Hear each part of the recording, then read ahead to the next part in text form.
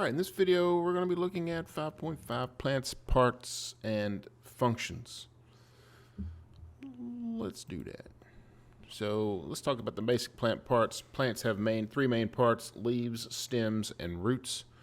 There's lots of parts to plants, right? But in general, they're going to come from one of those three main parts.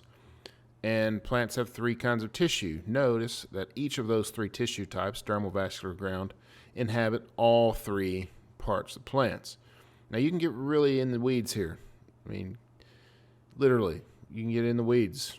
So we're going to we're going to take kind of a bird's eye approach of this and just kind of hit the high points, talking about some of the main ideas as opposed to getting, I mean, you can see there's a whole class on this that you can take, and even that class is a survey. And so we're just going to stay really, really brief here as we talk about these.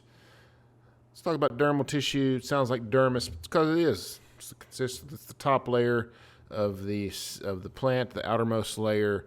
The outermost portion of the dermal tissue is called the epidermis. This is covered by a waxy covering called the cuticle. You can see the cuticle there. Cuticle's there to protect the plant. The dermal tissue on roots, I think I have a picture of this. Yep.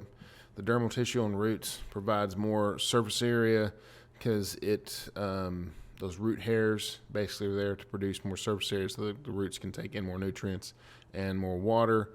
Vascular tissue, that's it on dermal tissue. Vascular tissue is made up of two primary types of tissue called xylem and phloem. The xylem are what carry water in the plant, and the phloem carries food like glucose. And so think about this for a minute. Xylem is carrying water up the plant, right? Because where's water coming from? It's coming from the roots. And so it's carrying water up the plant. It's basically like a bunch of these cells are stacked on top of each other, and they all die, and they form this kind of tube, and the water climbs that tube using capillary action, if you remember that from Unit 2 and other times we've talked about it. Phloem, where's the food coming from? It's coming from the leaves, right? Glucose. So phloem is going down the plant. But xylem and phloem are necessary components for the plant in order to get nutrients to the whole cell. Very important. There's a lot there that we could talk about. We're not. Ground tissue. How's the best way to describe ground? Ground is the filler.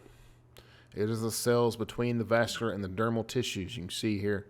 So the vascular tissues are like these little acorn-looking things on the left, and the little purple dots on the right, and the light green is the ground, right? And the really light green, it's just the filler tissue. Mainly consists of a cell called parenchyma. That's how you pronounce that. Of a tissue called parenchyma, which are just very large cells with large central vacuoles. Remember, large central vacuoles that are filled with water and sugar. Their storage and their support gives the plant structure, allows it to point itself to the sun, which that's what the plants are all about, point themselves at the sun. I know I mentioned three kinds of tissue. Why is there four? Well, this is a special kind of tissue. It's called meristematic tissue. Meristematic tissue are undifferentiated cells. Think about that. If something's not different, what is it? It's the same. These are cells that are all the same because they haven't become different yet. Think of them as like stem cells for plants. This is where plants are doing most of their growth. Happens at the top, the bottom of the plants, on the sides of the plants as well. You'll see this term apical meristem. Think of like apex, like an apex predator, right? Where's an apex predator? At the top of the food chain. So apical, it's like apex or top or bottom. In this case, is where plant growth is happening. Plant growth can also happen in the lateral. We'll talk about that in a moment as well. Moving on to roots. Roots, two types of roots. They're fibrous roots, like monocot roots, tap roots, dicot roots. Let's talk a little bit about root anatomy. Nothing really to add here. Root hairs. You can see the root hairs. Again, they're there for the surface area, to provide nutrient absorption. And the root cap. The root cap's purpose is to dig. It literally does do that. It like has this whole area of dead cells, and they kind of like fall off the sides, which allows the plant to dig deeper into the soil. And plants are really good diggers. They can dig in concrete and asphalt and all kinds of stuff. They're really good at it. Let's talk a little bit about root function. So What do we got here? On the right, on the left-hand side of this picture, you have the plant, and so you have the root hairs there. On the right, you have dirt and soil, and my picture is in the dirt and the soil as well. I just noticed that. It's kind of funny. So how does this work?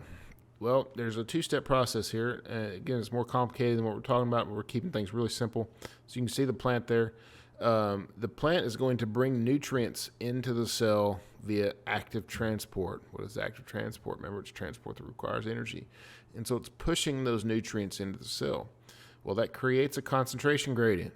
It creates a high concentration inside, low concentration outside, or you could say hypertonic concentration inside, hypotonic outside. Water moves from hypo to hyper, and so that water is going to then move into the cell using osmosis. And so the plant forces nutrients into the cell, which water is basically going to follow those nutrients via osmosis. And so this is how plants get nutrients and water into the cells using roots. Do people pronounce it that way? Stems. Stems have three functions. They produce leaves. It's pretty important. They produce branches and flowers. That's just one function, though. Produce leaves, branches, and flowers. Second function, hold leaves up to the sun. What are we doing if we're not holding our leaves up to the sun? And then thirdly, they produce, or they transport materials. Stems produce leaves, branches, flowers, holds leaves up to the sun, transport materials. They have two sections called nodes and internodes. The nodes are where things grow. You can see that there's leaves and stuff in the nodes. The internodes are between the nodes, right? Inter means between, so the spaces between the nodes. You can count a plant's nodes. It usually tells you how fruitful that plant is, and to do that one summer for a farm research place is a lot of fun. Monocot, dicot stems. There's a difference between them. The monocot is on the right here. It's composed of a series of vascular bundles. You can see those vascular bundles. See the picture there? They're the little circles. Notice they're kind of scattered throughout the plant. There's not a lot of structure to them. You could say that they're kind of just scattered throughout the plant. The vascular bundles. What is in the vascular bundles? Xylems and phloems, right? And then the dicot stems, more orderly around the outside of the plant. There you can see those little bundles there. And those things contain xylem and phloem as well. And the middle of that plant is called the pith. This is kind of the soft ground tissue in the middle that is going to just take up space. And let's talk about how the plant grows. Primary and secondary growth. This is really simple. Primary growth is up and down. Secondary growth is lateral. A plant would grow up and down, right, or especially up to get to the sun. And if it's already at the sun, it probably wants to put on some size, so it's going to grow wide. So plants kind of make decisions, if you want to attribute that to a plant, based on the amount of availability of resources and whatnot.